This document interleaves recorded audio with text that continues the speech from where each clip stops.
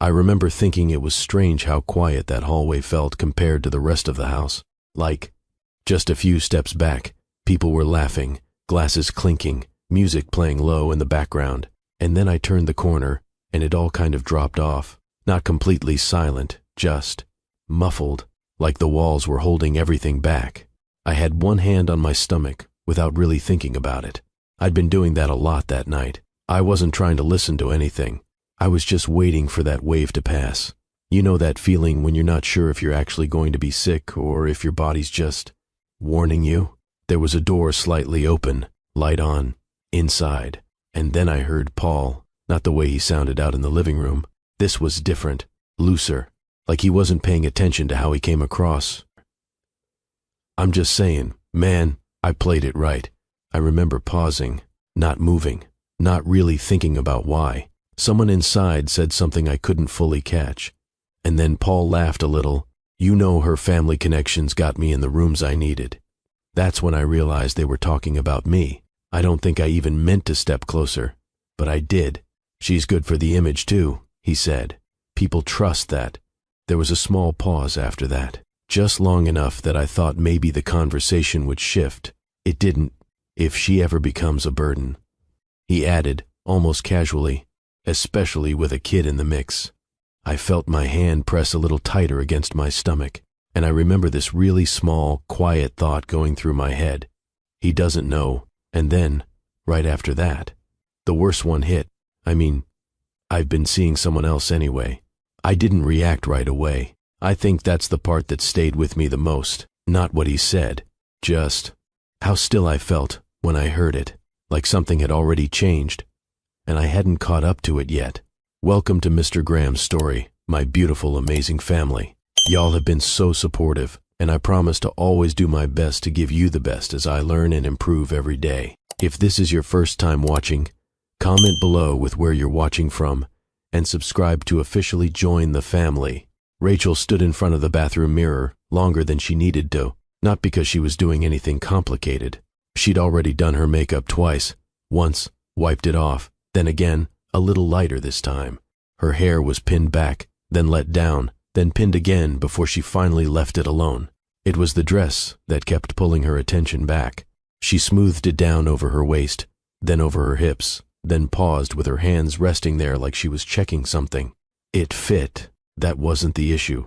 It just didn't sit the way it used to. There was a slight difference in how the fabric hugged her stomach. Nothing obvious. No one at a party would notice. But she noticed. Every time she shifted, every time she turned a little sideways, it was there. Her hand stayed there a second longer this time. 4 weeks. That's what the doctor had said. Like it was nothing. Like it was too early to mean anything yet. Rachel let out a slow breath and dropped her hands. Okay, she muttered, more out of habit than anything. She leaned closer to the mirror, adjusting a small section of hair near her temple, then stepped back again, looked at herself the way someone else might. From the outside, everything looked normal, maybe even put together. That thought didn't stay long. A knock came at the door. Quick, not waiting.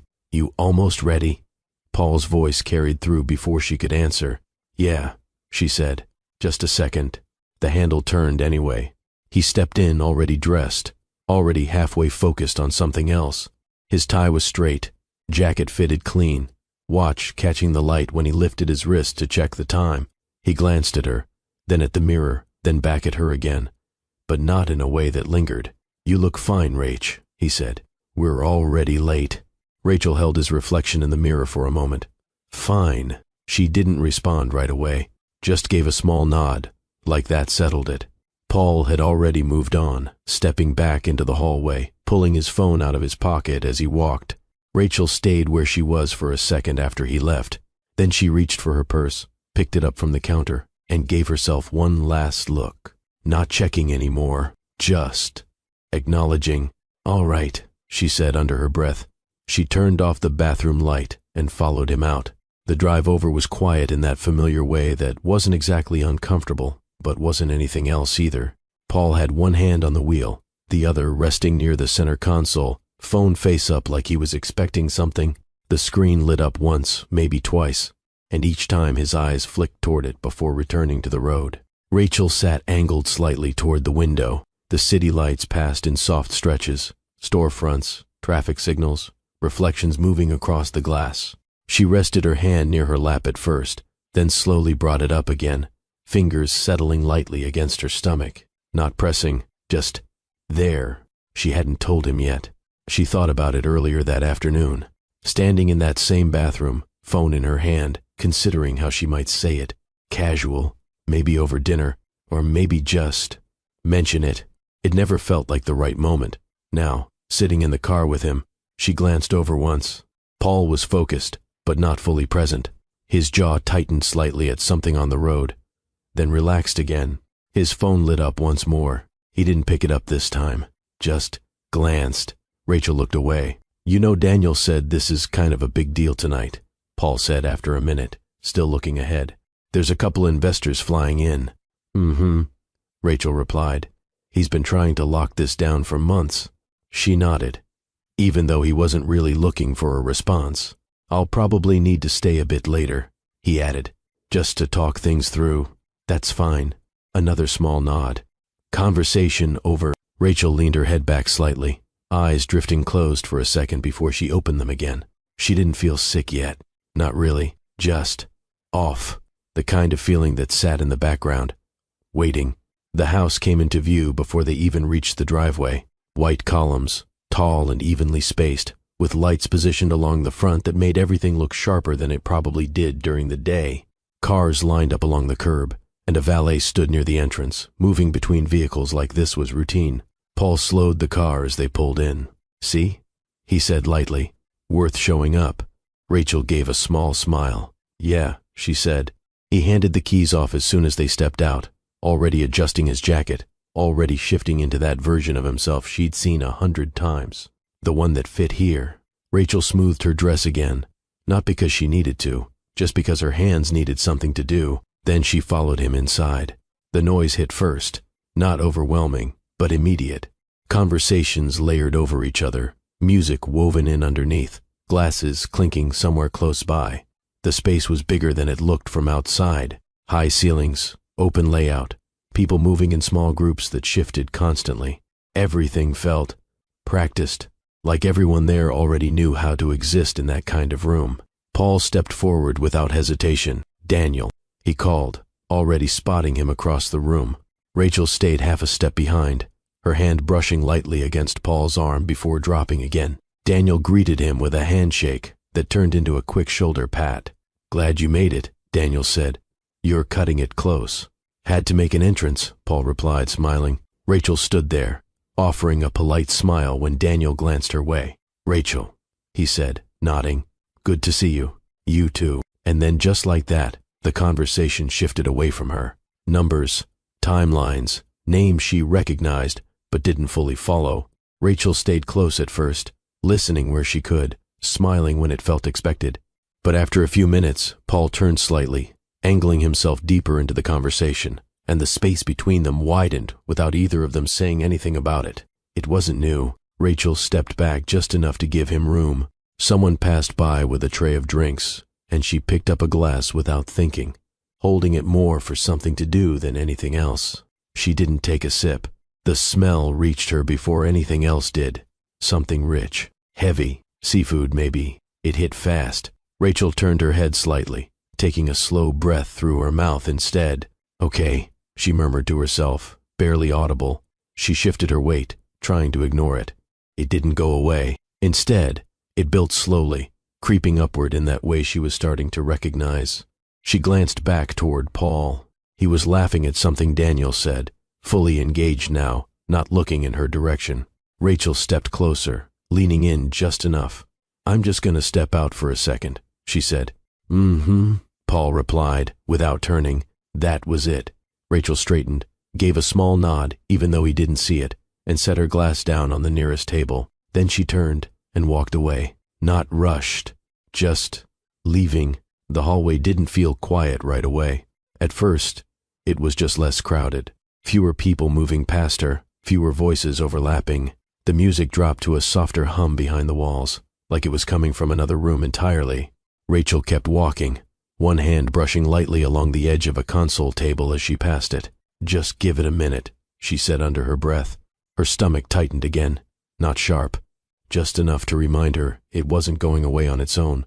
She slowed near a corner, pausing like she might turn back, but the smell followed her. It lingered in a way she couldn't quite escape, like it had settled into her clothes. A couple passed by behind her, laughing about something that didn't make sense out of context. I told him that's not how contracts even work. No, you didn't. Their voices faded as they moved toward the main room. Rachel leaned one shoulder lightly against the wall. She closed her eyes for a second, steadying her breath. It wasn't dramatic. She wasn't about to be sick. It was more like her body needed a reset and wasn't getting one. She opened her eyes again and pushed herself upright. There had to be a bathroom somewhere. The house was big enough that it probably had more than one. She moved farther down the hallway, heels softer against the carpet now, passing framed photos she didn't stop to look at. Everything in the house had that same polished feel, placed carefully, like nothing was accidental. A door opened ahead of her, and someone stepped out, adjusting their jacket. "Oh, sorry," the man said, stepping aside. "You're fine," Rachel replied.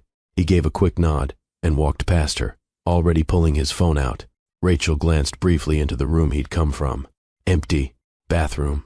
She stepped inside, closing the door gently behind her. The light was bright in a way that made everything look sharper than it felt.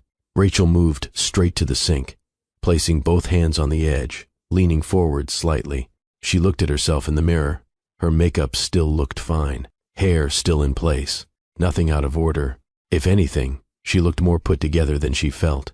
She turned the faucet on, letting the water run for a second before cupping some in her hands and bringing it to her face. Cool. It helped a little, not completely, but enough. She dried her hands slowly, taking her time. There wasn't a rush to go back out there, not yet. She rested her palms flat against the counter again, looking at her reflection like she was trying to read something in it. "You're okay," she said quietly. It sounded normal, steady. That mattered more than whether it was true. She reached for a paper towel, folding it once, then again, then setting it down without really needing it. Another breath. Better, not perfect, but manageable. Rachel straightened and glanced toward the door. She could go back now, stand next to Paul again, pick up where she left off, smile when expected, nod at the right moments, fill in the quiet spaces. She'd done it plenty of times before. Her hand moved to her stomach again, more consciously this time. 4 weeks. Still small. Still uncertain. She let her hand rest there for a moment longer, then dropped it. "Yeah," she said, like she was answering something. She turned off the light and stepped back into the hallway. The air felt different out here. Not cooler, not warmer, just less contained. Rachel walked a little slower this time, not in a hurry to rejoin the main room. Voices drifted through the house in pieces, someone laughing loudly from somewhere off to the left. Glasses clinking again, music carrying faintly through the walls. She passed another doorway, this one open, revealing a small sitting room with no one in it. Just a couple chairs and a low table, untouched. For a second, she considered stepping inside, sitting down, waiting a little longer. But then she heard Paul's voice again, not close, not far either. Just enough that it caught her attention. Rachel paused. She turned slightly, trying to place where it was coming from. Not the main room. Somewhere off to the right. There was another hallway there, narrower than the first. She hadn't noticed it when she walked in. She didn't think about it much, just followed the sound without really deciding to. Her steps were quieter now, more measured. Paul's voice carried again, clearer this time. "I'm just saying, man." There was a looseness in it she didn't recognize right away, not the version he used out front. This sounded easier, less controlled. Rachel slowed as she reached the end of the hallway. A door stood partially closed. Light spilled through the gap, cutting across the floor. She stopped a few feet away, not right at the door, just near enough. At first, she thought she'd keep walking, that she'd head back to the main room and leave whatever conversation that was alone. But something about the way he laughed, low, relaxed, made her stay where she was. She didn't move closer. She didn't step away either. She just stood there, listening, without meaning to, and then, "I played it right," Rachel's hand lifted slightly, hovering near her stomach again. Not pressing this time. Just there. Inside the room, someone responded, but she couldn't make out the words. Paul scoffed, lightly. It wasn't luck. Rachel's brow tightened a little. She wasn't sure why yet. There was nothing in what he said that should have pulled her in, and still, she didn't leave.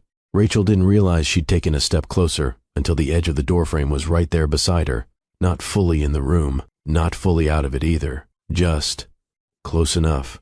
Inside, there were at least 3 voices, maybe 4. The kind of low conversation where people lean back in their chairs and stop watching what they say. One of them laughed. "You got lucky, that's all." Paul let out a short breath through his nose. It wasn't luck. There was a pause, like he was deciding whether to keep going. Then, "I secured my future." That's what it was. Rachel's fingers curled slightly against her palm.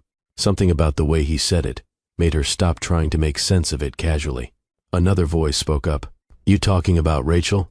Her name landed in the room without hesitation. "Yeah," Paul said. He didn't lower his voice, didn't shift his tone, just said it.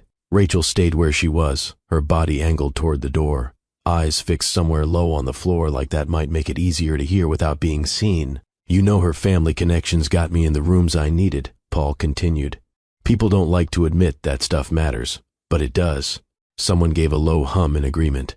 Rachel blinked once, slow. The hallway felt narrower than it did a minute ago. "So what? You married her for access?" Another voice asked. Paul laughed again, but there was no hesitation in it. "I married her because it made sense." That one didn't sound like a joke. It didn't sound like anything softened. Just plain. Rachel swallowed, her throat dry in a way she hadn't noticed building. Inside, a chair shifted. "She's good for the image, too," Paul went on. "Smart, polished, all that. People trust that." The words stacked on top of each other, simple, easy to say. Rachel's hand came back to her stomach, this time resting there more firmly. She wasn't thinking about doing it. It just happened. "And if things change?" Someone asked. That question lingered in the air a second longer than the others had. Paul didn't answer right away. Rachel waited. She didn't know what she expected him to say. Maybe something that would balance it out. Something that would make the rest of it feel less deliberate. But then he exhaled lightly. "If she ever becomes a burden." The words came out like part of a plan already formed. "Especially with a kid in the mix." Rachel's breath caught, but she didn't make a sound. Her hand pressed tighter against her stomach before she even registered that she'd done it. Inside the room, the others went quiet for a beat. Not long, just enough. "I've already got a way out," Paul added. No shift in tone, no hesitation. Rachel stared at the floor, her focus narrowing without her choosing it. The edge of the carpet, the line where it met the hardwood, a small mark near the baseboard that she hadn't noticed before. Anything but the words themselves. Someone inside cleared their throat. "That's cold, man." Paul gave a small, almost dismissive sound. "It's called being prepared." Rachel felt something tighten in her chest. Not sharp, not sudden, just steady. Then, I've been seeing someone else anyway. This time, there wasn't even a pause before he said it. One of the others reacted immediately. "What?" "For a few months now," Paul continued. "Nothing serious yet. Just waiting for the right time." "Right time for what?" A chair creaked again, like someone leaned forward, to leave without losing anything. Rachel's hand slipped slightly from her stomach, then returned, slower this time. Her breathing felt uneven, like she'd missed a step and couldn't quite find the rhythm again. "You're playing a dangerous game," someone muttered. Paul let out a quiet laugh. "I know exactly what I'm doing." That was the last thing she heard clearly. After that, the voices blended together again, less distinct, like her mind had stopped trying to follow the conversation. Rachel stepped back, careful, measured. Her heel caught slightly on the carpet as she shifted, and she paused for a split second, listening. No one inside reacted. She moved again, this time more certain. One step, then another. The hallway stretched out in front of her, longer than it had felt before. She didn't look back at the door, didn't check if it moved, didn't wait to hear anything else. She just kept walking. The sound of the party came back gradually, Voices rising again, music threading through the space, the low hum of people moving around each other like nothing had changed. Rachel passed by the same console table as before, the same framed photos, everything exactly where it had been. She walked past the entrance to the main room without stopping. No one called her name. No one noticed. She reached the front door and stepped outside. The air hit her differently. Cooler, maybe. Or maybe it just felt that way after everything inside. Rachel stood at the top of the steps for a second, not moving. Cars lined the driveway. The valet was talking to someone near the curb, laughing at something that didn't reach her. She took a breath. Then, another. Her hands came up to her stomach again. Both of them this time. Still small. Still early. Still real. Her mind didn't rush to fill in what she'd just heard. It didn't replay it right away. It came in pieces, instead. The way Paul had been lately. The late nights that didn't quite have explanations. The way he checked his phone even when he was in the middle of something. The way conversations with him had started to feel shorter. More functional. Rachel exhaled slowly. She didn't cry. That surprised her more than anything else. She just stood there, letting the air settle around her. Then, after a moment, she stepped down from the porch, past the valet, past the line of cars. No one stopped her. No one asked where she was going. She didn't go back inside. And she didn't call Paul. She just kept walking. Not fast, not slow, just forward. By the time the noise from the house faded behind her, Rachel had already made a decision. She didn't say it out loud, didn't put it into words yet, but it was there, clear enough that she didn't question it. And once it settled, she didn't look back. Rachel didn't check her phone. That was the first thing that stood out later, when she thought back on it. She had it in her hand at one point, she remembered that, but she never unlocked it, didn't call for a ride, didn't text Paul, didn't even look at the time. She just kept walking. The street curved slightly away from the house, lined with trees that broke up the light from the street lamps. The sound of the party faded faster than she expected. Within a minute or two, it was gone completely, like it had never been there. Her heels made a softer sound now against the pavement, more spaced out. She adjusted her grip on her purse, shifting it higher on her shoulder without slowing down. There were a few cars parked along the curb. A couple of houses nearby had lights on, but nothing that pulled her attention. Everything around her felt ordinary, which made what she had just heard sit differently. Rachel reached the corner and stopped, not because she was tired, because she hadn't decided where she was going. She stood there for a moment, looking both ways down the street, like she was about to cross even though there wasn't much traffic. Her hand came back to her stomach again. It stayed there this time. She didn't say anything out loud, didn't try to process it all in one thought. It came back in pieces. Paul's voice, the way he said her name, the word burden, that part landed again. But she didn't hold on to it long. Her gaze shifted down the road. A car passed slowly, headlights brushing across her before moving on. Rachel took a breath, then stepped forward. She turned left. The walk wasn't long, but it felt longer than it should have. Not because she was rushing. She wasn't. If anything, her pace stayed even the entire time. But her mind didn't settle into one direction. It moved in short stretches. A detail here, a moment there. Paul checking his phone earlier in the car. The way he hadn't looked at her when she said she was stepping out. The way his voice sounded in that room. Not careful, not filtered. She reached the end of the block and slowed again. There was a small gas station on the corner, still open. The bright lights inside made everything outside feel dimmer by comparison. She didn't go in. She stood near the edge of the lot for a second, watching someone walk out with a drink in their hand, talking into their phone. Normal. Routine. Rachel exhaled through her nose, steady. Then she stepped off the curb again. By the time she reached the main road, she had already decided one thing. She wasn't going back. Not tonight. That decision didn't come with anything dramatic. It didn't feel heavy. It felt settled, like something that had already been decided somewhere in the background, and she was only now catching up to it. A car slowed near her. The driver rolled down the window slightly. "You need a ride?" Rachel shook her head. "I'm good, thanks." The car idled for a second, then moved on. She kept walking. When she finally reached a place where she could call for a ride, She stepped under a streetlight and pulled her phone out. The screen lit up. A couple notifications.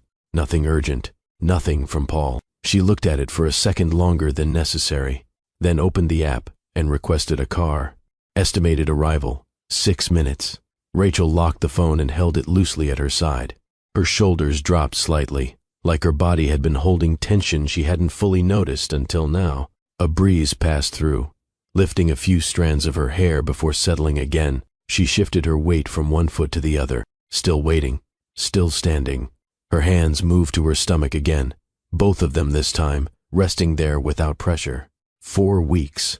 That thought came back, but it didn't carry panic with it. It just existed. She looked up the street, headlights approaching in the distance, probably her ride. Rachel straightened a little, not bracing, just preparing. The car pulled up and stopped beside her. She opened the door, slid into the back seat, and gave the driver a quiet, "Hi, Rachel?" he asked, glancing back briefly. "Yeah, got it." He pulled away from the curb.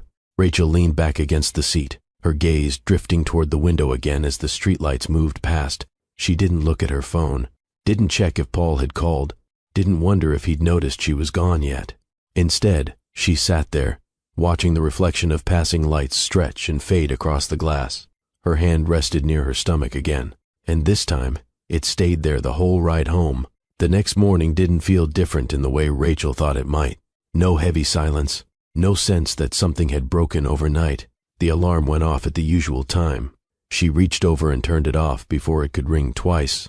Paul was still asleep beside her, facing the other direction, one arm bent under the pillow. His breathing stayed even, like nothing had shifted.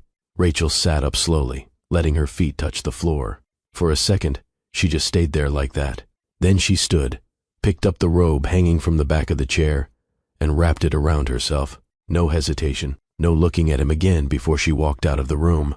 The kitchen felt the same as it always did in the mornings. Coffee machine, humming, light coming in through the window over the sink. The same mug she used sitting in the cabinet where it always was. Rachel reached for it without thinking. Routine didn't ask questions. She filled the kettle, set it on, then leaned lightly against the counter while she waited. Her phone sat nearby, face down. She hadn't checked it yet. Not messages, not missed calls. Nothing. The kettle clicked. She poured the water, watching the steam rise for a second before stepping back.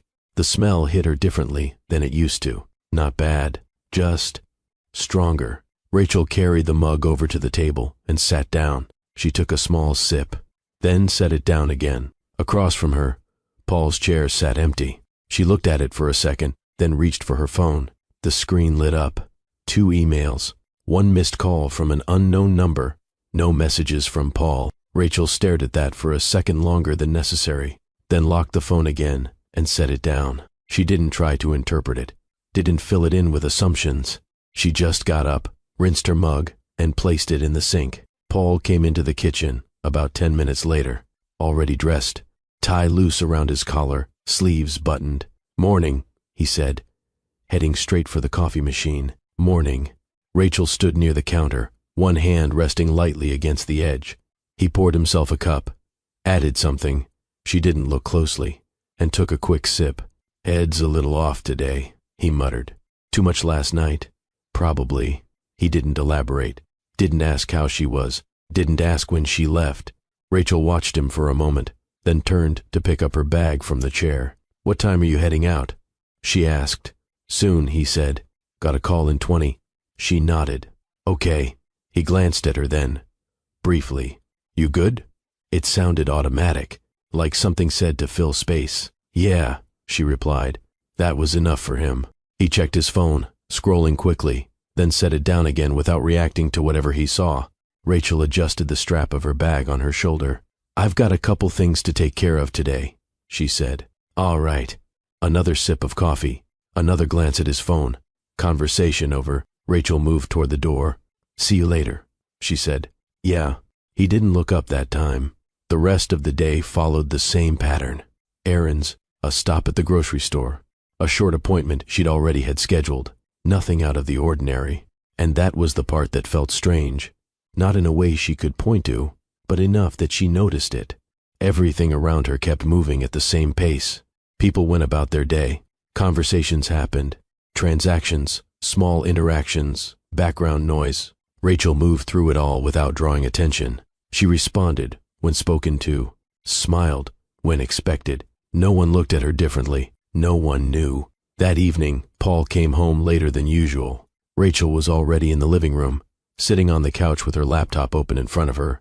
She wasn't doing anything important, just clicking through things without much focus. The door opened, keys set down, jacket tossed over the back of a chair. "You eat yet?" Paul called from the kitchen. "Yeah, all right." She heard the fridge open, then close. A few seconds later, he walked into the living room, phone in hand. "Daniel's already talking about another event next week," he said, half smiling. "Guy doesn't slow down." Rachel nodded. "Sounds like him." Paul sat down on the other end of the couch, not too close. He scrolled through something on his phone, his thumb moving steadily across the screen. Rachel watched him for a second, then looked back at her laptop. "You didn't say anything before you left last night," he said suddenly. Rachel's fingers paused over the keyboard. "I wasn't feeling great," she replied. "Yeah? Food didn't sit right." Paul nodded once. "Yeah, that happens." He didn't ask anything else, didn't question it. Rachel closed her laptop slowly. "Did you stay long?" "Late enough," he said. "Wrapped up some things with Daniel." Paul shifted slightly, adjusting his position on the couch. "Good turnout, though," he added. "Worth going." Rachel didn't respond right away. Then, "Yeah," she said. Paul glanced at her briefly, then back at his phone. That was the end of it. Later that night, they went to bed at different times. Paul first. Rachel stayed up a little longer, moving through the house without much direction, checking the locks, turning off lights, simple things. When she finally went into the bedroom, the room was dark except for the small light from Paul's phone screen resting on the nightstand. He was already asleep. Rachel changed quietly, then slipped into bed beside him. She lay on her back at first, staring at the ceiling. Her mind didn't replay the conversation from the night before. It didn't need to. It stayed somewhere in the background, steady. She turned her head slightly, looking toward Paul. His breathing stayed even, uninterrupted. Rachel looked at him for a moment longer, then turned back to face the ceiling. Her hand moved to her stomach again. It rested there for a second, then slowly dropped back to her side. She closed her eyes and let the room settle around her. It didn't happen all at once. Rachel didn't wake up the next day with a plan or a clear idea of what she was doing. It started smaller than that, more like noticing things she would have ignored before. A few days later, Paul left his phone on the kitchen counter while he stepped out to take a call. That wasn't unusual. He did that sometimes, especially if he thought he'd only be gone for a minute. Rachel was at the sink, rinsing a plate. The phone lit up. She didn't turn right away.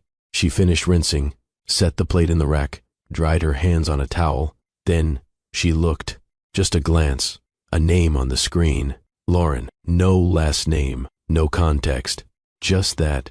Rachel stood there for a second, the towel still in her hand. The phone stopped lighting up after a moment. Screen went dark again. She didn't touch it, didn't pick it up. She just turned back to the sink and reached for another dish. Later that evening, Paul mentioned he had to stay late. "Couple things to wrap up," he said, already halfway out the door. Rachel nodded. "Okay. What time do you think you'll be back?" She asked. "Not sure," he replied. "Don't wait up." She gave a small nod. The door closed behind him. Rachel stood there for a second, then turned back toward the living room. She sat down on the couch, picked up her phone, then set it back down again. Her eyes moved toward the clock. 7:12. She didn't call him, didn't text. She let the evening pass the way it would have anyway. TV on low, lights dimmed, the house settling into that late-night quiet. Paul came home just after 11. Same as usual. Nothing in his expression suggested anything had changed. "Hey," he said, dropping his keys on the table.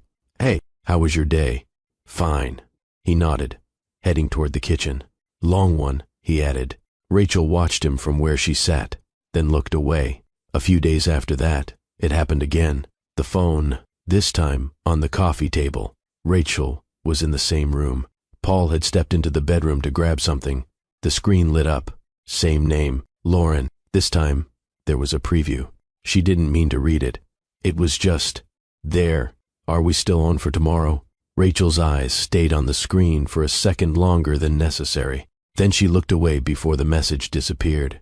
Her hands rested in her lap, fingers loosely interlaced. No immediate reaction, no sudden movement, just stillness for a moment. Then she reached for the remote and lowered the volume on the TV. When Paul came back into the room, she didn't look at him right away. "Did you see my charger?" he asked. On the counter, she said, "Got it." He walked past her, picked it up, plugged his phone in without checking the message. Or maybe he had already seen it. Rachel didn't ask. She started noticing other things too. Small shifts in routine. Paul checking his phone more often, but not always responding right away. Certain times of day when he seemed more distracted. A couple nights where he stepped outside to take calls instead of staying in the room. Nothing obvious on its own, but together. They formed something she couldn't ignore anymore. One afternoon, Rachel sat at the dining table with her laptop open. She wasn't working, just moving through old emails, not searching for anything specific. At least, that's what she told herself at first. Then she found one, an older message thread between Paul and someone from his company, attached documents, financial reports. Rachel clicked one open. Numbers filled the screen, columns, totals, dates. She scrolled slowly, not rushing.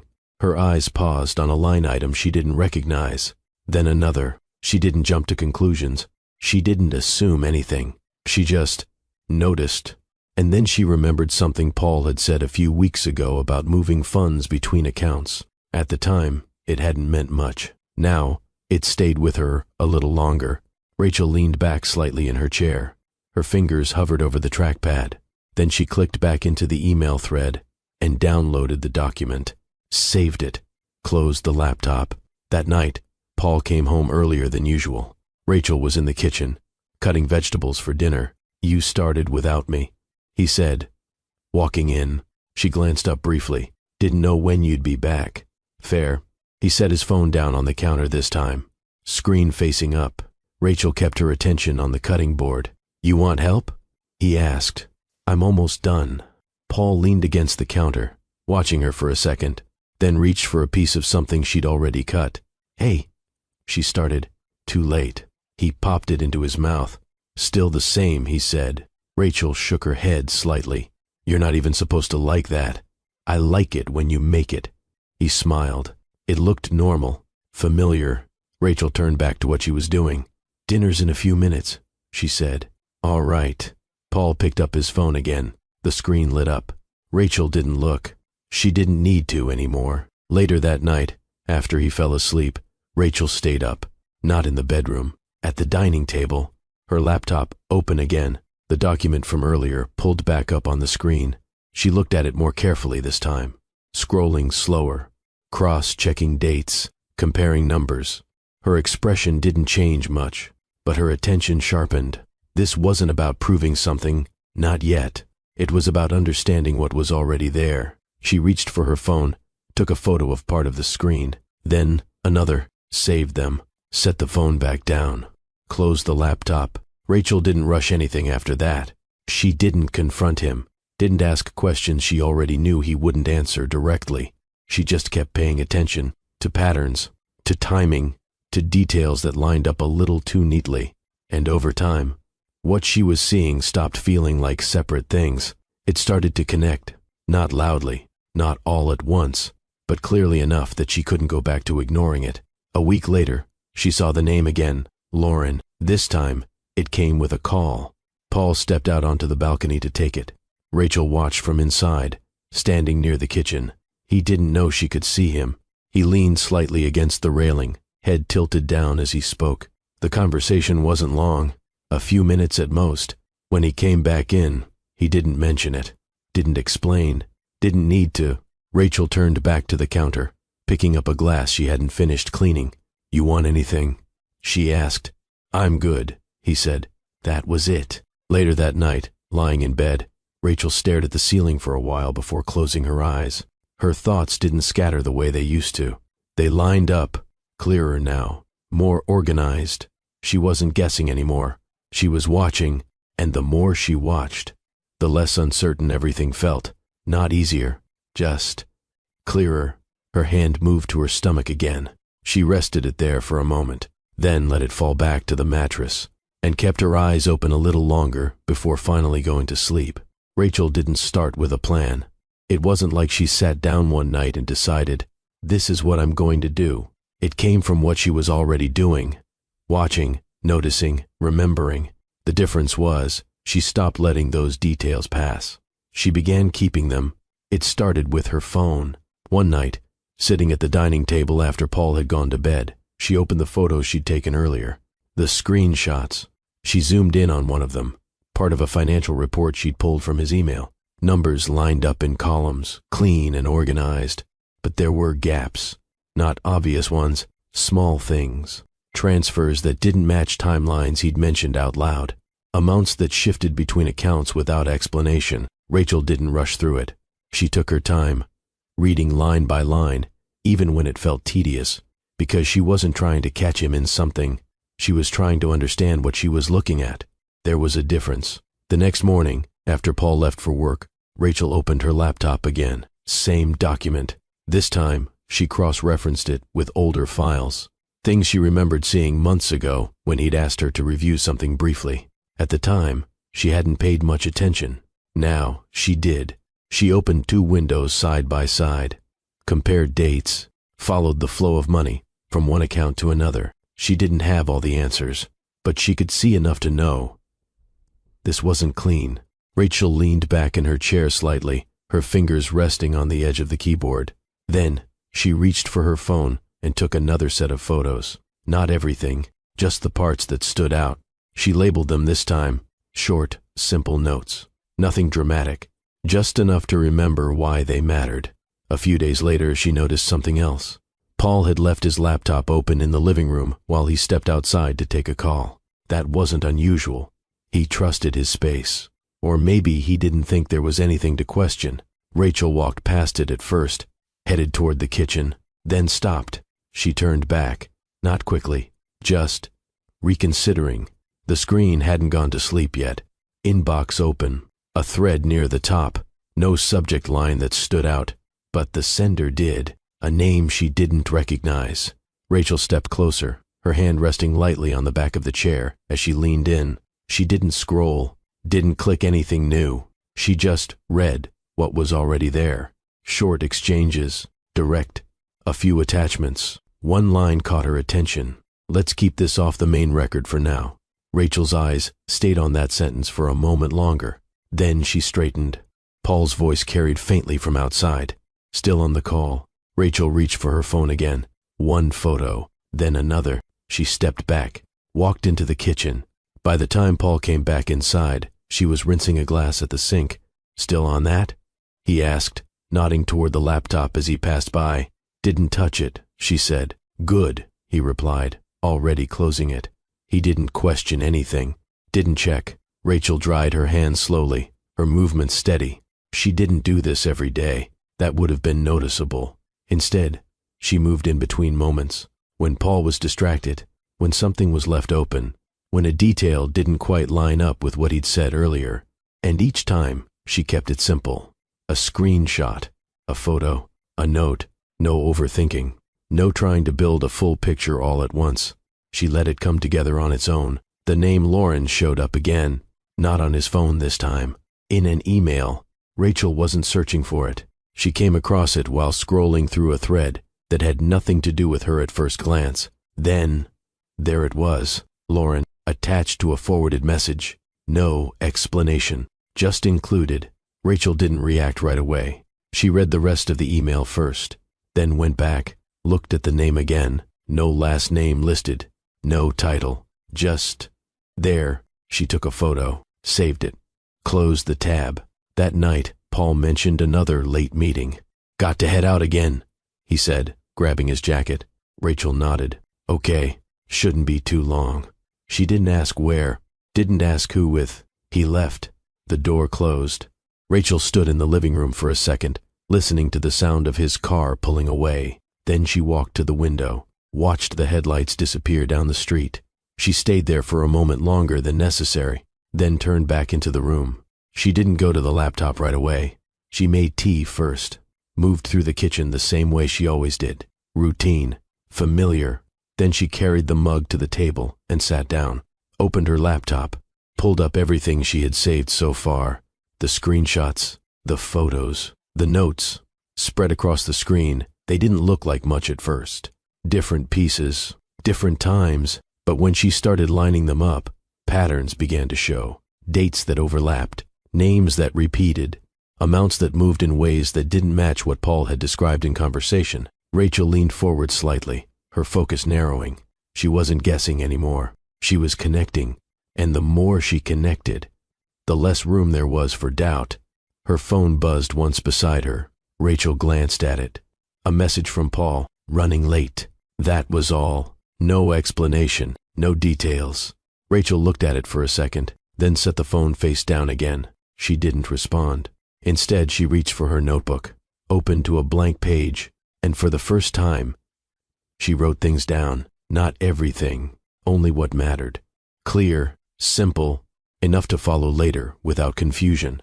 By the time Paul came home, Rachel had already closed everything. Laptop shut, notebook tucked away, phone back in its usual place. She was sitting on the couch when he walked in. "Hey," he said. "Hey, long day," he added, dropping his keys. She nodded. Yeah. He didn't ask what she'd been doing, didn't notice anything different. Rachel watched him move through the room, the same way she had been for the past couple of weeks. Only now, she wasn't trying to understand him anymore. She was gathering what she needed. And she was doing it without rushing, because for the first time since that night, she wasn't standing still. Rachel didn't tell anyone where she was going that morning. She got up at the same time, moved through the same routine. Coffee, a quick shower, getting dressed in something that didn't stand out.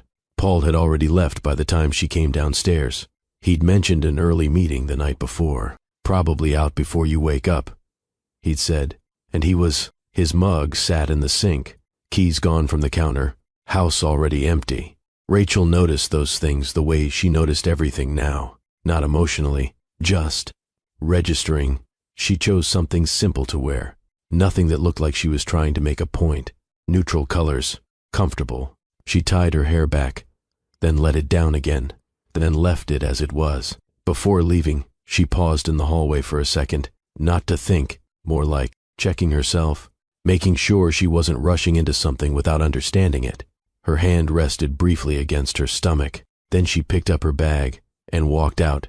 The office wasn't far. Downtown, tucked between two larger buildings that made it easy to miss if you weren't looking for it. Rachel parked across the street and sat in the car for a moment after turning off the engine. Her phone was in her lap. She glanced at the time, then at the building, then back at the phone. No messages from Paul. Nothing that needed her attention right now. She placed the phone in her bag, opened the door, and stepped out. Inside, the office felt quieter than she expected. Not silent, just controlled. Muted conversations somewhere behind closed doors. The soft sound of typing, papers moving. The front desk sat just ahead. A woman looked up as Rachel approached. "Hi, how can I help you?" "I have an appointment," Rachel said. "Rachel." The woman nodded, checking something on her screen. "Yes, we've got you here. He'll be with you shortly." "Thank you." Rachel sat down in one of the chairs along the wall. She placed her bag beside her, resting her hands in her lap. No fidgeting, no second guessing, just waiting. A door opened a few minutes later. Rachel. She stood, followed him down a short hallway into a smaller office. There was a desk, 2 chairs, a window that let in just enough light to make the space feel open without being bright. "Have a seat," he said. Rachel did. He sat across from her, adjusting a stack of papers in front of him. "So," he began, "what can I help you with?" Rachel didn't answer right away. She reached into her bag, pulled out her folder, and placed it on the desk between them. "I need you to look at something," she said. Her voice stayed even. No rush, no build-up. He nodded once, opening the folder. For the next several minutes, he flipped through the documents. Not quickly, carefully. Every now and then, he adjusted his glasses or leaned in slightly, like he was confirming something. Rachel watched him, not his face, his reactions, what he paused on, what he went back to. She didn't interrupt, didn't fill the silence. She let him take his time. "You said your family invested early in this company," he asked finally, looking up. "Yes. Before you and your husband were married?" Rachel nodded. "Yes." "And the structure hasn't changed since then?" "No." He leaned back slightly in his chair. That was the first shift in his posture since he started reviewing. Rachel noticed it. "There's something here," he said. He tapped a section of the document lightly with his finger. Rachel leaned forward just enough to see where he was pointing. "This clause," he continued, "gives you more control than I think your husband realizes." Rachel didn't react outwardly. She just looked at the page, then back at him. "What kind of control?" she asked. "Decision-making authority tied to initial investment terms," he said. "If certain conditions are met, ownership can shift." Rachel stayed quiet. Let him continue. "And based on what I'm seeing here," he added, flipping to another page, "there's a case to be made that those conditions already exist." Rachel's fingers rested lightly against the edge of the desk. She didn't move them. "What would that mean?" she asked. He gave a small breath, like he was choosing his words carefully. "It means," he said, "that legally, you could challenge his control of the company." That sat between them for a second. Not heavy, but clear. Rachel nodded once. No surprise in it. Just acknowledgement. He closed the folder halfway, keeping one finger between the pages. "Can I ask," he said, "what led you to look into this?" Rachel held his gaze for a moment, then answered simply, "I needed to understand what I was dealing with." He studied her for a second, then nodded. "Fair enough." He didn't push further, didn't ask for details she wasn't offering. That mattered. "There's more," Rachel said, reaching back into her bag. She pulled out her phone, unlocked it, and slid it across the desk. Photos filled the screen. Financial records, email excerpts, names, dates. He picked it up, scrolling slowly.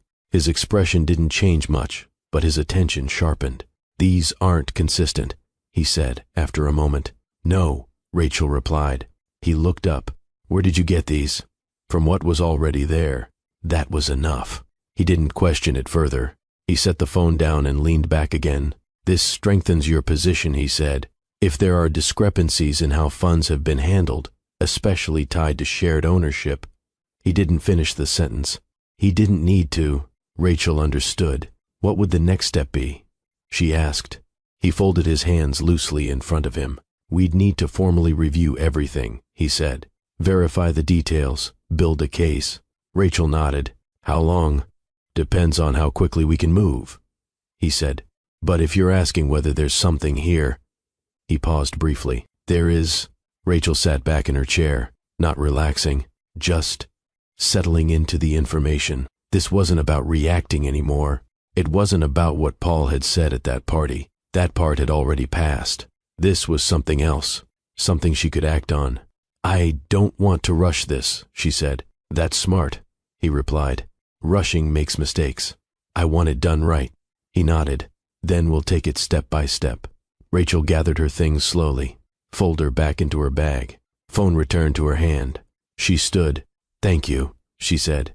"Of course," he replied. "I'll be in touch once I've reviewed everything in more detail." Rachel nodded once, then turned and walked out. Back in her car, she didn't start the engine right away. She sat there, hands resting on the steering wheel, looking straight ahead. The street moved around her. Cars passing, people walking, life continuing at the same pace it always had. Rachel took a breath, then another, not steadying herself, just acknowledging where she was now, because for the first time since that night, she had something solid, not a feeling, not a suspicion, something real. She started the car and pulled out into traffic without hesitation. Rachel didn't reach out to Marcus right away. The thought came up after the meeting with the lawyer, but she let it sit for a couple days before doing anything with it. She wanted to be sure it made sense, not emotionally, practically. Paul had mentioned Marcus before, not often, but enough, usually in passing, like he wasn't worth much attention. "Different approach," he'd said once. "Doesn't scale the same way." Another time, it came up during dinner. "He's been trying to position himself in our space, but he's late. That was how Paul talked about him. Dismissive, like it was already decided. Rachel remembered that. She also remembered the tone. Not threatened, just careful. And that part stayed with her longer. She sent a short message. No long explanation. Just a request to meet. Marcus didn't respond immediately, but he did respond. The next day, when and where. Rachel read it once, then replied with a time and a place. Neutral, public, a cafe downtown she'd been to before. She got there early, not by much, 5 minutes, maybe, enough to choose where she sat. She picked a table near the window, ordered something simple, didn't touch it right away. Her phone sat on the table beside her, screen down. She didn't check it, didn't look around too much either, just waited. Marcus walked in a few minutes later. Rachel recognized him right away, not because she knew him personally, because she'd seen him before. Events, dinners, rooms where people crossed paths without actually meeting. He paused near the entrance for a second, scanning the space. Then, his eyes landed on her. He walked over. Rachel? Yeah. He pulled out the chair across from her and sat down. Didn't expect this, he said. His tone wasn't rude, just direct. Rachel gave a small nod. I figured. He glanced toward the counter briefly. Do you mind if I? Go ahead. He stood, placed an order, then came back, sat down again, hands resting loosely on the table. All right, he said. What's this about? Rachel didn't answer right away. She took a small sip of her drink, then set it back down. I'm not here to waste your time, she said. Good, Marcus replied. I don't have much of it. That wasn't defensive. It was just how he spoke. Rachel noticed that. I wanted to talk to you because you know Paul, she said. Marcus gave a slight tilt of his head. I know of him. You've worked in the same space. Yeah. He didn't add more, didn't fill in details she hadn't asked for. Rachel leaned back slightly in her chair. I need to understand something, she said. About what? About how he operates. Marcus watched her for a second, long enough that it felt like he was deciding whether to answer or not. Then, that's a broad question. I know, so narrow it down. Rachel rested her hands lightly on the table. She didn't rush her words. Have you ever seen him move things off record? Marcus didn't react right away. His expression stayed neutral. Define off record. Funds, Rachel said. Deals. Anything that doesn't show up where it should. Marcus leaned back slightly, folded his arms. That's not something people usually ask about directly. I'm asking now. Another pause. Then he exhaled through his nose, like he was deciding how much to say. I've seen things that didn't add up, he said. Rachel held his gaze. Can you be more specific?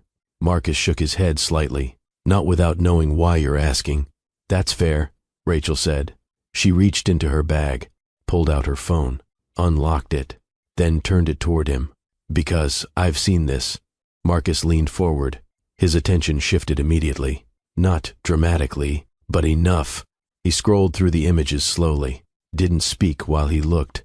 Rachel watched him, not pushing, letting him take his time. These dates, he said finally, tapping one of the screenshots. Yeah, they overlap with a deal he claimed didn't go through. Rachel nodded. That's what I thought. Marcus kept scrolling, then stopped.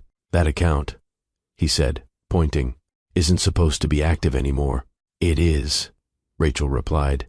He looked up at her then. That was the first time his expression changed. Not shock, not surprise, recognition. You didn't get this from public records, he said. No. He leaned back again, set the phone down on the table. That's a problem, he said. For him, Rachel replied. Marcus studied her for a second. You're serious about this? Yes. What's your end goal? Rachel didn't answer immediately. She looked out the window for a brief second, then back at him. I'm not here to take him down for the sake of it, she said. I figured I need to protect what's mine. Marcus nodded once. That made more sense to him. And if taking him down is part of that? He asked. Rachel held his gaze. Then it happens. Marcus let out a small breath, then leaned forward again, resting his forearms on the table. All right, he said. Let's be clear about something. Rachel waited. If you're going to move on this, he continued, you need to do it clean. I know. No hesitation. No half steps. I'm not hesitating. He nodded. I can tell. He glanced down at the phone again, then back at her. There are people who've been watching him for a while, he said. Rachel didn't react.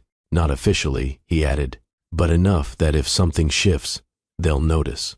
What kind of shift? Control, he said. Ownership. Anything that changes the structure. Rachel leaned slightly forward. That's already in motion. Marcus's eyes narrowed slightly. How far along? Far enough, she said. He held her gaze for a second longer, then nodded. All right. The server came over briefly with his drink, set it down, left. Neither of them spoke until she was gone. You didn't come here by accident, Marcus said. No, you've already started. Yes. He picked up his drink, took a small sip, then set it back down. And you don't want help, he added. Rachel tilted her head slightly. Not in the way you're thinking. Marcus gave a small, almost amused breath. Then what do you want from me? Rachel didn't rush the answer. I want to know what happens when this goes public, she said. Marcus didn't respond right away. He considered it. Then, depends how it comes out, he said. But if what you showed me is accurate. He paused. It won't stay contained. Rachel nodded. That's what I need. Marcus leaned back again, looked at her differently now, not as Paul's wife, not as someone passing through, as someone involved. You're stepping into something that doesn't unwind easily, he said. I know, and you're okay with that. Rachel didn't hesitate. Yes. There was a short pause between them, not uncomfortable, just settled. Marcus picked up his phone this time, typed something quickly, then set it back down. If you need confirmation on anything, he said, I can point you in the right direction. Rachel nodded. That's enough. They didn't stay much longer after that. No extended conversation, no unnecessary back and forth. The meeting had done what it needed to do. Outside, the air felt warmer than it had when she arrived. Rachel stepped onto the sidewalk, adjusting her bag on her shoulder. Marcus walked beside her for a few steps, then stopped. Rachel. She turned. He held her gaze for a second. Whatever you're about to do, he said, make sure you finish it. Rachel nodded. I will. She walked away without looking back, her pace steady, her steps certain, not rushing, not hesitating. By the time she reached her car, one thing had settled clearly. She wasn't reacting anymore. She wasn't trying to understand Paul. She wasn't waiting for anything to change. She had already stepped into it. And now, she was moving forward on purpose. Rachel knew about the event before Paul mentioned it. It came up in one of the email threads she had gone through earlier that week. A subject line about a final presentation, attachments labeled with projections, investor notes. She didn't open everything. She didn't need to. She already understood what it was. Paul brought it up 2 nights later over dinner. Big night coming up, he said, cutting into his food without looking up. End of the week. Rachel glanced at him. Daniel's thing? Yeah, he said. Final stage. If this goes through, it changes everything. He said it casually, like he'd already decided the outcome. Rachel nodded once. That's good. Paul looked up then, a small smile pulling at one side of his mouth. More than good, he said. It puts us in a different position. Rachel held his gaze for a second, then went back to her plate. Sounds like you've been working toward it for a while. Yeah. He took another bite, then added, everyone who matters is going to be there. Rachel didn't ask anything else. She didn't need to. She already knew who everyone included. Investors, partners, people who watched numbers closely, people who noticed when something didn't line up. The days leading up to it moved quickly. Paul was out more, later nights, more calls, more time spent checking his phone, even when he was home. Rachel moved through those days without interrupting any of it. She kept her pace steady. Appointments, errands, a couple more meetings that she didn't mention to him. Everything stayed in place on the surface. The morning of the event, Rachel woke up before her alarm. The room was still dim. Paul was asleep beside her, turned slightly toward the window. She lay there for a second, staring at the ceiling, not thinking through everything. That part had already been done. This was something else, more like recognizing where things were about to meet. She sat up, careful not to wake him, then got out of bed. In the bathroom, She stood in front of the mirror again. Same space as before, same routine. But it didn't feel the same. She washed her face, dried it slowly, then looked up. Her reflection held steady, no second guessing, no adjustments that didn't need to be made. She reached for her brush, moved it through her hair once, then set it down. Her hand rested briefly against her stomach, not checking, not questioning, just there. Then she dropped it and stepped back. Paul was already awake by the time she came out, sitting on the edge of the bed, tying his tie. "You're up early," he said. "Couldn't sleep," Rachel replied. "Yeah, same," he said. "Got a lot on my mind today." Rachel nodded. "I can imagine." He stood, adjusting his jacket once he finished. "Everything's set though," he added. "Just need to walk it through tonight." Rachel leaned slightly against the doorway. "You nervous?" Paul let out a short breath, almost like a laugh. "No," he said. "I know where this is going." There was no hesitation in it, no uncertainty. Rachel watched him for a second, then gave a small nod. "All right." They moved through the rest of the morning without much conversation. Coffee, getting ready. Paul checking his phone between steps. Rachel picking up small things around the house, not because they needed to be done, but because it gave her something to move through. Before he left, Paul paused near the door. "Don't be late tonight," he said. "I won't. It's important." "I know." He gave her a brief look, like he was about to say something else, then didn't. "See you there," he said instead. "See you." The door closed behind him. Rachel stood in the living room for a second after he left, not lingering, just letting the moment pass. Then she turned and walked toward the table. Her laptop was already there, closed, her phone beside it. She picked it up, unlocked it, and checked one message, a confirmation. Time, location, everything aligned. Rachel locked the phone again, set it down. She didn't rush getting ready later that afternoon. There was no need. She chose her dress carefully, not because she wanted attention, because she wanted to feel like herself in it. It fit differently now. She noticed that again, but this time, she didn't adjust it more than once. She let it sit the way it did. By the time she arrived at the venue, the sun had already started to dip. The building stood taller than most around it, glass reflecting the fading light in long, sharp lines. Valet out front, people stepping out of cars already dressed for the night. Rachel handed over her keys, then stepped toward the entrance. Her pace steady, no hesitation. Inside, the space felt familiar in a different way than Daniel's house had, more structured, less casual. People gathered in smaller groups, conversations tighter, more focused. Screens set up along one side of the room, staff moving between tables, everything positioned with intention. Rachel scanned the room once, not searching, just taking it in. She spotted Paul near the center, already in conversation, already moving through the room like he belonged there. He saw her a moment later, excused himself from the group he was with, and walked over. "Hey," he said. "Hey." He looked her over briefly, not lingering. "You made it. I said I would."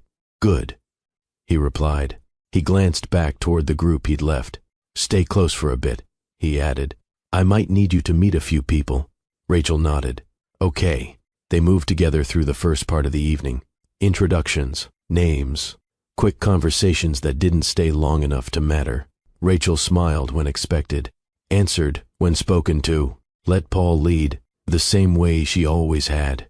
But there was something different in how she stood beside him, not visible to anyone else, but there, a steadiness that hadn't been there before.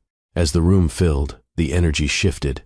More people, more movement, the sound of conversations layering over each other. Paul grew more relaxed, more confident, the way he always did when things were going his way. He leaned in closer when he spoke to people, laughed easier, checked his phone less. Rachel noticed that too. At one point, he turned toward her. "Big night," he said. Rachel looked at him, held it a second longer than she usually would. "Yeah," she replied. "It is." He didn't catch anything in her tone, didn't look deeper. He just nodded and turned back toward the room, already focused on what was next. Rachel stayed where she was, one hand resting lightly against her stomach, the other holding a folder, flat, simple, unnoticed. Across the room, a screen flickered on. Someone stepped toward the front. The presentation was about to begin. People shifted their attention forward. Conversations tapered off. Paul adjusted his jacket once, then glanced at Rachel. "I'll be up there in a minute," he said. She nodded. "I know." He stepped away from her, then moved toward the front of the room, confident, certain, unaware. Rachel watched him go, then lowered her gaze briefly to the folder in her hand. Her grip didn't tighten, didn't change. When she looked up again, everything was already in motion. Paul stepped up to the front like he'd done it 100 times. No hesitation. He greeted a few people by name as he passed them, shook a hand on the way, then took his place near the screen. "Appreciate everyone coming out tonight," he started, adjusting the mic slightly. His voice carried easily across the room. Clear, controlled. Rachel stood off to the side, not too close to the front, but not far either. Close enough to see him clearly, close enough to hear every word without strain. He moved through the introduction smoothly, acknowledging Daniel, thanking investors, setting the tone, the kind of opening that didn't draw attention to itself, but held it. Rachel watched him the same way she had at other events, only now she wasn't following what he was saying. She was watching how he said it, the confidence, the pacing, the way he glanced at certain people when he made specific points. He believed in what he was presenting, or at least he knew how to make it look that way. Slides changed behind him. Graphs, numbers, projected growth, everything clean, everything aligned. Rachel held the folder at her side, her fingers resting along the edge. She didn't open it yet, didn't move.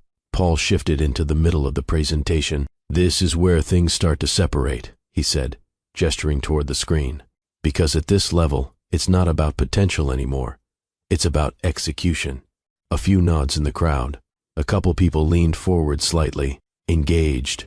Rachel took a small step forward, not enough to draw attention, just enough to position herself differently. Her gaze stayed on him. He didn't notice. "And when you look at how we've structured this," Paul continued, clicking to the next slide. That was when Rachel moved again, another step, still measured, still calm. A few people near her shifted slightly as she passed, but no one said anything. She wasn't interrupting, not yet. Paul paused briefly to take a sip of water. He set the glass down, looked back out at the room. "And that's why—" "Sorry."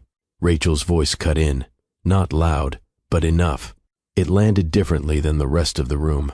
Conversations didn't start. No one spoke over her. It just shifted. Paul turned. At first, there was a brief look of confusion, like he hadn't processed who had spoken. Then he saw her. "Rachel," he said. His tone wasn't sharp, just caught off guard. Rachel stepped forward into clearer view, still holding the folder. "I won't take long," she said. Her voice stayed even, no rush, no hesitation. The room adjusted around her. People turned. Attention shifted. Paul glanced briefly toward Daniel, then back at her. "What are you doing?" he asked, lower this time. Rachel didn't answer that. She opened the folder, not dramatically, just turning it open like she'd done it before. "I think there are a few things that need to be clarified," she said. A few people in the room exchanged looks, subtle but noticeable. Rachel pulled out the first document, held it up just enough to reference. "Some of the financial projections being presented don't match the internal records," she said. Paul let out a short breath, almost like a laugh. "Rachel, this isn't the time."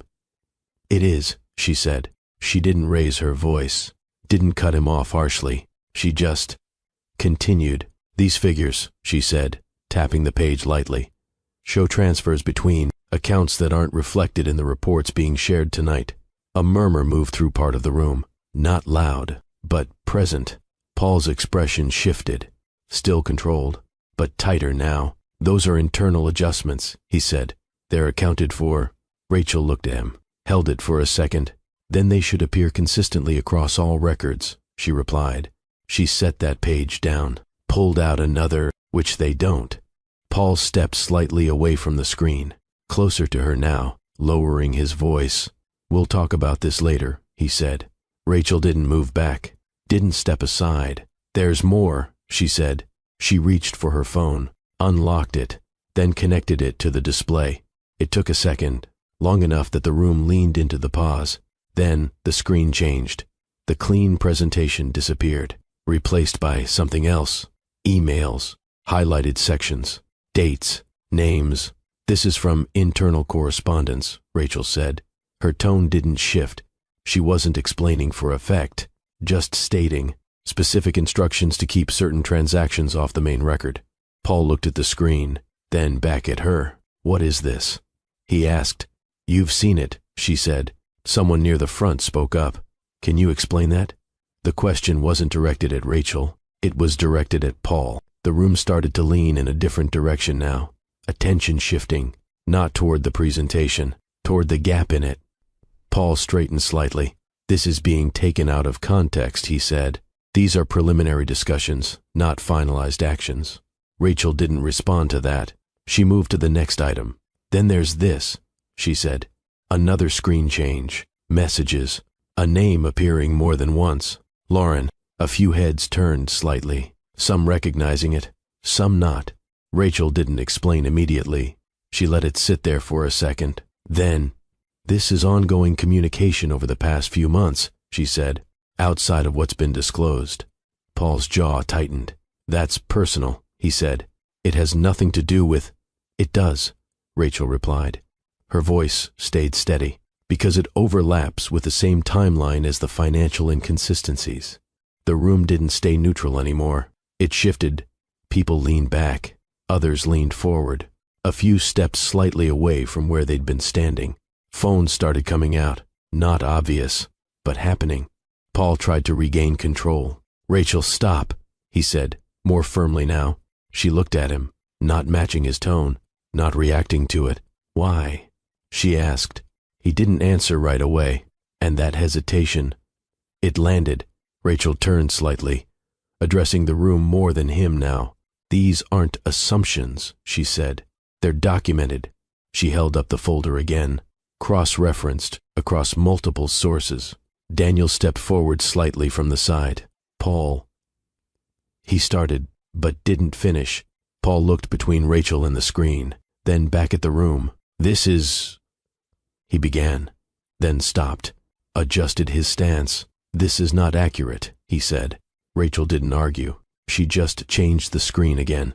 Another set of documents, another set of dates, everything lining up. And that was the part that changed it. Not what she said, what she showed. The room didn't react all at once. It shifted in layers. Quiet conversations starting, people stepping back, attention breaking away from Paul and moving elsewhere. Rachel closed the folder, not abruptly, just done with that part.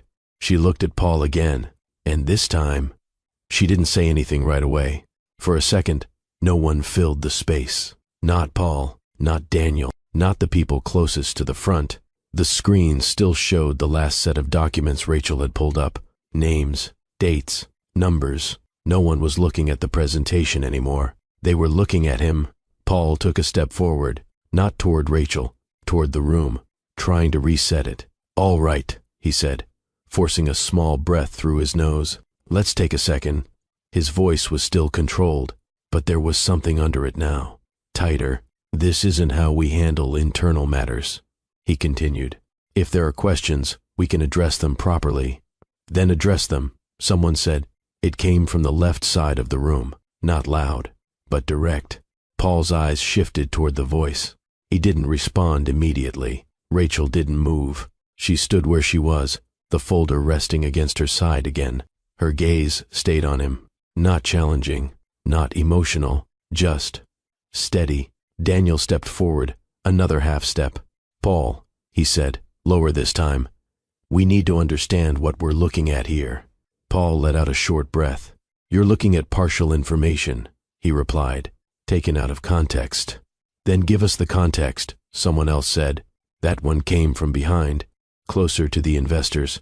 Paul's jaw shifted slightly. He glanced back at the screen, then at Rachel, like he was trying to decide where to direct his attention. Rachel reached into the folder again. This time, she didn't pull out multiple pages. Just one. She held it in her hand without raising it yet. "There's one more thing," she said. Paul's expression changed. Not fully, But, enough. What are you doing? He asked again. This time, there was less control in it. Rachel didn't answer that. She stepped forward slightly, close enough now that the space between them felt intentional. This company, she said, was built on an early investment. A few people in the room nodded. They knew that part. Paul said nothing. That investment came with a clause, she continued. Now she raised the paper slightly, not to show everyone yet, just enough to reference. A clause that ties control to how the company is managed. Paul's focus locked on her. You don't need to bring that up here, he said. Rachel met his gaze. I do. She turned slightly, angling toward the room, not stepping away from him, just widening the direction of what she was saying. If certain conditions are met, she said, control shifts. The room stilled in a different way now, not silent, but attentive. Paul shook his head once. This is, he started, then stopped himself. He took a step closer, lowering his voice. We'll talk about this privately. Rachel didn't step back. She didn't lower her voice. It's not private, she said. She placed the document on the table near the front, flat, visible. Based on the financial discrepancies, she continued, those conditions have already been met. That was the moment it changed, not gradually, all at once. Paul's expression didn't shift into anger right away. It went somewhere else first. Recognition, like something had just caught up to him. That's not how that works, he said. But the certainty from earlier, it wasn't there in the same way. Rachel didn't respond immediately. She let the words sit there. Then, it is, she said. Someone near the front stepped closer to the table, looked down at the document. Another followed, then another. Daniel moved in too, picked up the paper, read through it. His expression tightened slightly as he got further down the page. Paul, he said, quieter now. Paul didn't look at him. His attention stayed on Rachel. Behind them, movement started, subtle at first, people stepping away from their original spots, conversations starting again, but different now, lower, more focused. A chair shifted. Someone near the back walked toward the exit. Then, another. Rachel watched it happen without reacting to it. She didn't need to follow it. She already knew what it meant. Paul finally looked away from her, toward the room, taking it in, seeing what was happening. This isn't final, he said, turning back toward the group. We need to review this properly before. We will, Daniel said, not loudly, but firmly enough to cut through. Paul stopped, just for a second. Rachel closed the folder. The sound was soft, but it landed. She looked at him again, and for the first time that night, she added something that hadn't been part of the documents. I'm pregnant. The words didn't echo. They didn't need to. They stayed where they landed. Paul's face changed, completely this time. Not controlled, not calculated. Something else. Rachel rested her hand against her stomach, not for effect, just where it had been going all night. He won't be part of this child's life the way he planned, she said. She didn't explain that, didn't look around the room to see who reacted. Behind Paul, the space had already started to empty, not all at once, but enough. People moving, stepping away, repositioning themselves away from him. The screen behind them still showed the last document, unchanged, unhidden. Paul looked at her, like he was trying to say something, or find something to hold on to, but nothing came. Rachel held his gaze for a moment longer, then turned, not abruptly, just done. She walked past the edge of the room, past people who stepped slightly out of her way, past conversations that had already started without her. No one stopped her. No one called her name. By the time she reached the exit, Paul was still standing where she left him, and for the first time, he wasn't in control of anything. Rachel didn't go home right away. She sat in her car for a few minutes after leaving the venue, hands resting on the steering wheel, eyes forward. The building behind her still buzzed with movement, people going in and out, conversations spilling onto the sidewalk, phones already out. She didn't turn around, didn't check to see who followed or who stayed. She already knew how that part would unfold. Her phone buzzed once, then again, then again. Rachel glanced down at it.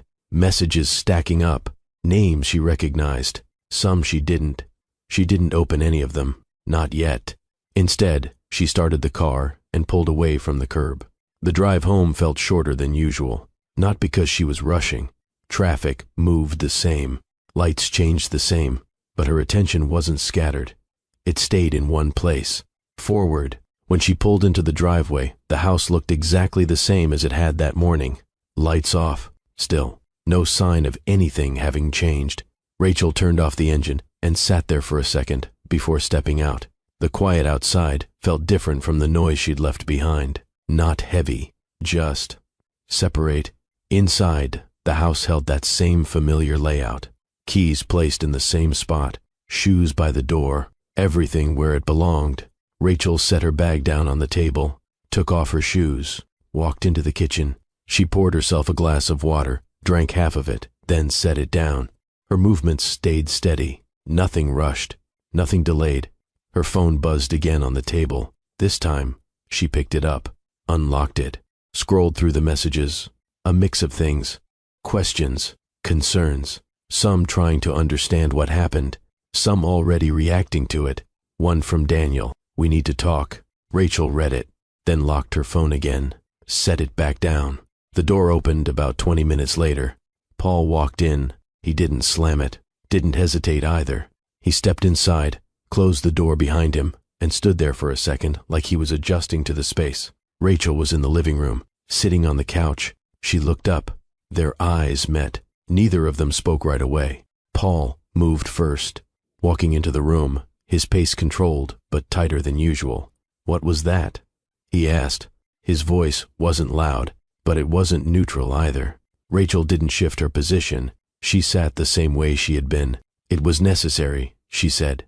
Paul let out a short breath. "Necessary?" he repeated. "You blindsided me in front of everyone." Rachel held his gaze. "You already knew what was there." "That's not the point," he said. "It is," she replied. He ran a hand through his hair, turning slightly away before facing her again. "You had no right to do that the way you did," he said. Rachel didn't react to the tone. "I had every right to address what affects me," she said. "This wasn't about you," Paul said quickly. Rachel looked at him, didn't rush the response. "It was," she said. He shook his head once, pacing a step away, then back again. "You don't understand what you just did," he said. "I do," Rachel replied. "No, you don't," he said. "You've put everything at risk." Rachel leaned back slightly. Her expression didn't change. "What was already happening put everything at risk," she said. Paul stopped moving, looked at her directly. For a second, neither of them spoke. "Who else have you talked to?" he asked. Rachel didn't answer immediately. "Enough people," she said. His jaw tightened. "This isn't over," he said. "I know," she replied. That seemed to catch him off guard more than anything else. Not resistance, not denial, just agreement. Paul looked away again, toward the kitchen, toward the table where her phone still sat, then back at her. "You could have come to me," he said. Rachel held his gaze. "I heard you already," she replied. He didn't ask what she meant, didn't question it. Something in the way she said it made that unnecessary. Another pause, longer this time. "What do you want?" Paul asked. Rachel didn't hesitate. "Clarity," she said. "That's not an answer." "It is." Paul exhaled slowly, like he was trying to steady something. "You've complicated this," he said.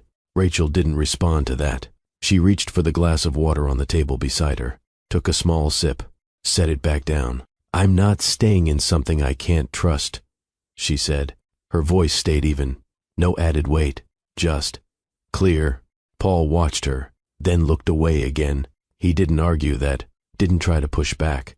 "People are already talking," he said after a moment. Rachel nodded. They were going to anyway. That ended the conversation more than anything else. Not because everything had been said, but because neither of them had anything left to add right then. Paul stepped back, picked up his keys again from the table. "I need to make some calls," he said. Rachel nodded once. "Okay." He paused at the door, like he might say something else, then didn't. He left. The house settled again after that. Not immediately, but gradually. Rachel stayed where she was on the couch, looking ahead, not replaying the night, not running through conversations, just letting things land where they had. Her phone buzzed again. She didn't pick it up this time. After a while, she stood, walked through the house, turning off lights that were still on, checking the doors, simple things. Routine. When she reached the bedroom, she paused in the doorway. The room looked the same, nothing out of place. Rachel stepped inside, sat on the edge of the bed, and let her hands rest in her lap. Her thoughts didn't rush. They didn't need to anymore. Outside, a car passed, then another. Life moving the way it always did. Rachel lay back slowly, staring at the ceiling. Her hand moved to her stomach again. It stayed there a moment, then relaxed. She closed her eyes, not because everything was settled, but because she didn't need to keep holding it all in place anymore. And for the first time in a while, the silence didn't feel uncertain. By the time Rachel reached her third trimester, people had stopped asking questions the way they did in the beginning. At first, there had been a lot of them, careful ones, direct ones, some that circled around what happened without actually saying it. How are you holding up? Are you okay with everything going on? Have you talked to Paul? Rachel answered what she felt like answering, sometimes short, sometimes not at all. After a while, the questions slowed down, not because people stopped being curious. They just learned where the line was. Her parents visited more often. Her mother filled space with practical things, food, appointments, small reminders about things Rachel already knew. You should be drinking more water, she'd say, setting a glass down in front of her. I am not enough. Rachel would nod, take a sip, and let it go. Her father didn't ask much. He showed up, fixed things that didn't need fixing, checked the car, stayed longer than usual without saying why. One afternoon, while he was tightening something under the sink, he said, without looking up, "You handled that the right way." Rachel leaned against the counter, arms folded. It took her a second to respond. "I didn't know if it was right," she said. He tightened the last screw, wiped his hands on a cloth, then stood. "You did what needed to be done," he replied. That was all. He didn't expand on it, didn't turn it into something bigger. Rachel nodded once. That was enough. The legal process moved forward in the background. Meetings, paperwork, calls she took from the dining table with a pen in her hand, writing things down she didn't want to forget. The lawyer kept things straightforward. No unnecessary explanations, just steps. Rachel followed them, signed what needed to be signed, asked questions when something didn't line up, left it at that. Paul reached out a few times. Not often. Short messages. "We need to talk. This isn't finished. Call me." Rachel read them. She didn't respond. One evening, her phone rang. His name on the screen. She let it ring once, twice. Then she turned it face down on the table and walked into the kitchen. By the time she came back, the call had ended. She didn't check if he left a message. As the weeks passed, her body changed in ways she couldn't ignore anymore. The difference in her stomach was no longer subtle. Clothes fit differently. Her balance shifted slightly when she moved too quickly. She slowed down without thinking about it. Adjusted. One afternoon, standing in front of the mirror again, she placed both hands against her stomach. Not checking, not measuring, just acknowledging. The movement under her palm had become more frequent. Small shifts, light kicks, nothing dramatic, but present. Rachel watched her reflection for a moment, then smiled. Barely. The hospital bag sat near the door for 2 weeks before she needed it. Packed, rechecked, left there. Rachel passed by it every day without moving it, until one morning. She stopped, looked at it, then looked down at herself. "All right," she said. Labor didn't start dramatically. No rush, no panic. It built slowly. Discomfort first, then something more consistent. Rachel timed it once, then again. Then she picked up her phone. Her mother answered on the second ring. "Rachel, I think it's time." A pause. "How far apart?" "About 10 minutes. I'm on my way." The hospital felt exactly how hospitals always do. Bright lights, clean floors, voices moving in the background. Rachel moved through it without much thought. Check-in. Questions. A nurse guiding her down the hallway. "First baby?" the nurse asked. Rachel nodded. "Yeah, all right," she said. "We'll get you settled." Time didn't move the same way after that. It stretched, compressed, moments blending together. Her mother stayed close. holding her hand when it mattered, letting go when Rachel needed space. "You're doing fine," she said at one point. Rachel nodded, didn't respond, focused on breathing. Hours passed. Rachel didn't track them, didn't ask how much longer. She stayed in it, one moment at a time. And then, everything narrowed. Voices became sharper, instructions clearer. "Almost there," someone said. Rachel gripped the edge of the bed, followed the rhythm they gave her, didn't look around, didn't think about anything outside the room. Then, a sound, small, immediate, new. Rachel leaned back slightly, her breathing uneven, as everything around her shifted. A nurse moved closer. "Here," she said gently. Rachel looked down. He was smaller than she expected, wrapped, eyes closed at first, then opening. Rachel reached for him without thinking, carefully, adjusting her hold once he was in her arms. For a second, she didn't say anything, didn't move much, just looked. His face shifted slightly, and that's when she saw it. The eyes, same shape, same color. Rachel's fingers adjusted the blanket near his shoulder, not pulling it tighter, just settling it. "He looks just like his dad," the nurse said softly. Rachel nodded once. "Yeah," she said. Her voice stayed even, not distant, not emotional, just there. The room settled around her. Her mother stepped closer, looking down at him. "He's perfect," she said. Rachel didn't respond to that. She kept her focus on him. His eyes moved again, blinking slowly, not focused on anything yet. Rachel leaned back slightly against the bed, her arms adjusting again, more naturally this time. "You're okay," she said to him. The words came out without planning, soft, simple. He shifted in her arms. A small sound, not a cry, just something. Rachel's hand moved lightly across his back, steady. She didn't think about Paul in that moment, not consciously, not directly, but the resemblance stayed there, unavoidable. Rachel looked at him again, a little longer this time. "You're not him," she said. Her voice stayed low, not firm, not defensive, just clear. The words didn't carry weight beyond what they were. They didn't need to. Her thumb brushed lightly across his cheek. He settled.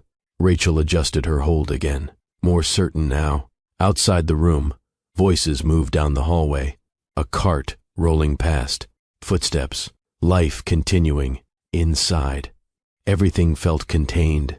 Rachel exhaled slowly, not tired, not overwhelmed, just present. And she didn't look away from him. Rachel didn't rush leaving the hospital, even when they told her she could.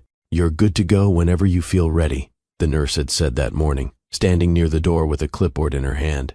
Rachel nodded. "Okay." But she didn't start packing right away. She stayed sitting on the edge of the bed, her son resting against her, wrapped in the same blanket they'd given him the day before. The room looked different in the morning light, less contained, less temporary. Or maybe it was just that she had gotten used to it. Her mother moved around the room quietly, gathering things. "Did you pack the extra onesies?" she asked, checking the bag. "They're in the side pocket." "Okay." Rachel watched her for a second, then looked back down. The baby shifted slightly, his face pressing closer against her. She adjusted her hold without thinking. "You don't have to rush," her mother added, glancing over. "We can take our time." Rachel nodded. "I know," and she meant it. There wasn't anything waiting for her outside those doors that needed to be handled immediately. Not anymore. When they finally left, it felt less like stepping into something new and more like continuing something that had already started. The hallway, the elevator, the exit, all familiar movements, just different context now. The car ride home was quiet, not in a heavy way, just focused. Rachel sat in the back seat, angled slightly toward him, her hand resting near his chest, feeling the rise and fall. She checked it more than she needed to, adjusted the blanket once, then again. Her mother glanced at her through the rearview mirror. "He's fine," she said gently. Rachel nodded. "I know." Still, her hand stayed there. The house felt bigger when she walked in, not physically, just in how empty it had been before. Now there was something else in it, something that needed attention, movement, sound. Rachel stepped inside, pausing briefly near the door. then walked through the living room, past the couch, toward the bedroom. She had already set up a small space there. Nothing elaborate, just what she needed. She placed him down carefully, adjusted the blanket again, watched him for a second longer than necessary, then stepped back. Her mother stood near the doorway. "I'll stay a few days," she said, "just to help." Rachel nodded. Okay. She didn't argue, didn't insist she could manage on her own. There was no need. The first few days blurred together in a way Rachel didn't try to organize. Feeding, sleeping, checking, repeating. Time moved, but not in the same way it had before. It didn't need structure. It had its own rhythm. At night, she stayed more aware. Even when she slept, it was lighter, shorter, her body adjusting without her thinking about it. One night, she sat in the dim light of the bedroom, holding him after feeding. The house was quiet. Her mother had gone to sleep hours earlier. Rachel leaned back slightly, her head resting against the wall.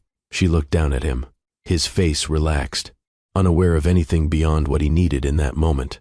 Her mind drifted briefly, not far, just enough to pass through things she hadn't revisited fully. Paul, the house, that night at the event, the conversation in the hallway. It didn't stay long. It didn't need to. She looked back at him, adjusted her hold again, more natural now, less careful. "You're not him," she said again, softer this time, not correcting anything, not reinforcing a thought, just saying it. He shifted slightly, settled. Rachel leaned her head back, closed her eyes for a second, then opened them again. There were still things ahead, legal processes not fully finished, conversations she would have eventually, decisions she hadn't made yet. But none of it pressed into that moment. The next morning, sunlight came through the window earlier than she expected. Rachel was already awake, sitting up, watching him. Her phone sat on the table nearby, face down. She hadn't checked it yet. She would, later. For now, she stayed where she was. Her father stopped by that afternoon, knocked lightly before stepping inside. He paused when he saw her holding the baby. A small smile, brief. "But there, well," he said, "there he is." Rachel smiled slightly. "Yeah." He stepped closer, looking down. "He's got your eyes, too," he added after a second. Rachel glanced up at him, then back down. "Maybe," she said. He didn't stay long. Didn't need to. Just being there was enough. Later that evening, after everyone had settled again, Rachel stood near the window with the baby in her arms. Outside, the street looked the same as it always had. Cars passing, people walking, life moving forward without waiting. Rachel shifted her weight slightly, adjusting him again. Her movements steadier now, more certain. She didn't try to map everything out, didn't try to figure out how the next year would look, or the next month. She looked down at him, then back out the window. "Yeah," she said, almost to herself. "We'll figure it out." This time, it didn't feel like something she hoped for. It felt like something already in motion. And she stayed there a moment longer, before turning away from the window and moving forward. If you made it all the way to the end of Rachel's story, I want to ask you something. At what point would you have walked away? Was it the moment she heard him in that room? Or would you have stayed and tried to fix things first? Drop your answer in the comments. I read them all, and I'm always curious how different people see the same situation. And if this story stayed with you in any way, go ahead and subscribe to Mr. Graham's Stories. We're building a space for real, human stories like this. No perfect endings, just truth, growth, and the kind of lessons that actually stick.